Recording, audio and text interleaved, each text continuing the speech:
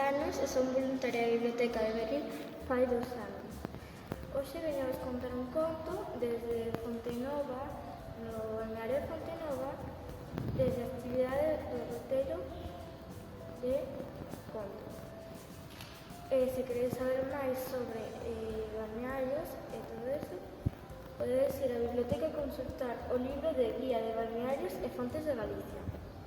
Hoxe vou contar un conto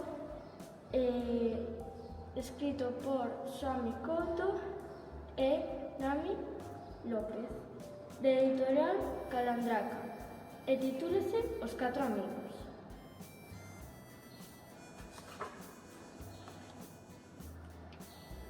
Érase unha vez un burro vello que durante moitos anos traballou para un muiñeiro carexando sacos e sacos de fariña. Co tempo, as forzas do burro foron a menos e o muiñeiro comezou a maltratalo. Canso de tanto abuso, un día o burro marchou para a cidade coa idea de facerse músico e tocar na banda municipal. Polo camiño, o burro atopou un can que estaba estomballado e non paraba de xemer. «Por que te queixas tanto, amigo can?», preguntou o burro. «Vou vello e xa non teño forzas para cazar. O meu amo non me dá comida e mátame a pasos». «Ven comigo para a cidade», dixo o burro. «Voume facer músico. Eu podo tocar o laude e ti tocarás o cimbal». Moi contento o can aceptou e os dous xuntos botáronse a andar. Polo camiño, o burro e o can atoparon un gato que semellaba estar triste e perdido. «Que che pasa, amigo gato?», dixo o burro. «Vou vello e os meus dentes están gastados. E, como xa non teño forzas para correr tras os ratos, a miña ama ándame a bater todo o día coa vasoira». «Pois eu vou para a cidade, poderás tocar connosco na banda municipal», dixo o burro. Moi contento, o gato aceptou e os tres xuntos botáronse a andar. Ao pasar diante dun galiñeiro, oíron os laios dun gallo. «Que tes, amigo galo?», preguntou o burro. «A miña ama acaba de decirlle a cociñeira que xa non teño foigos para cantar e que mañá faga unha sopa comigo. Ven connosco para a cidade. Poderás cantar mentres nós tocaremos na banda municipal». Moi contento o galo aceptou e os 4 xuntos botáronse a andar. Os 4 amigos ian moi contentos e soñando coa música que tocarían na cidade. Despois de andar todo o día, chegaron a un bosque e decidiron pasar ali a noite.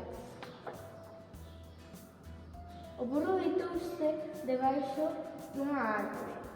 O gato e o can acomodáronse no medio das polas e o galo voou ata a copa para espertar aos 4 ventos antes de dormir. Entón foi cando o galo descubriu unha luz ao lonxe e chamou polos seus amigos. «Hai unha casa no bosque», dixo. «Nela descansaremos moito mellor», dixo o gato. «Pois imos alá», dixo o burro. «Sempre estaremos máis cómodos que ao ceo aberto», dixo o can.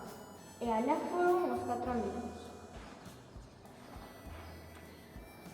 Mais, cando estaban chegando a casa, sentiron moito rebumbio. O burro chegouse a unha fiestra e mirou. «Que ves?», preguntou o galo.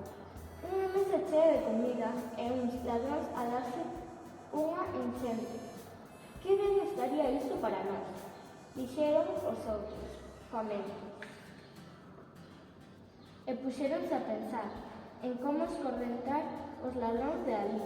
O burro tería que empoleirarse na ventá coas patas dianteiras. O can montaría no lombo do burro, o gato subiría polo can e o galo voaría ata a cabeza do gato. Cando estiveron preparados, achegáronse ben a casa.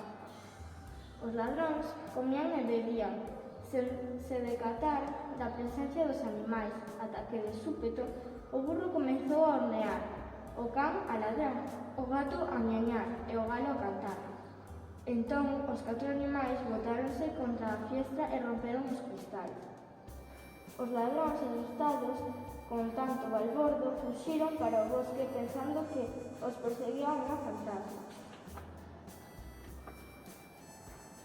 Con toda a casa para eles, os 4 amigos fartáronse de comer e despois procuraron cada seu sitio para dormir.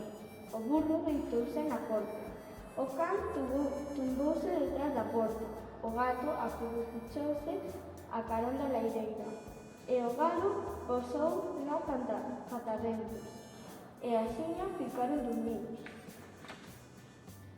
Pasada a medianoite, os ladróns decatáronse de que na casa non se escoitaba ruido ningún e de que as luces estaban apagadas.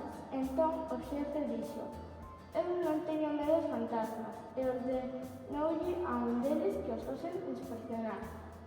Se queredes saber o final do conto, ide á biblioteca e preguntad polos 4 amigos. Adeus!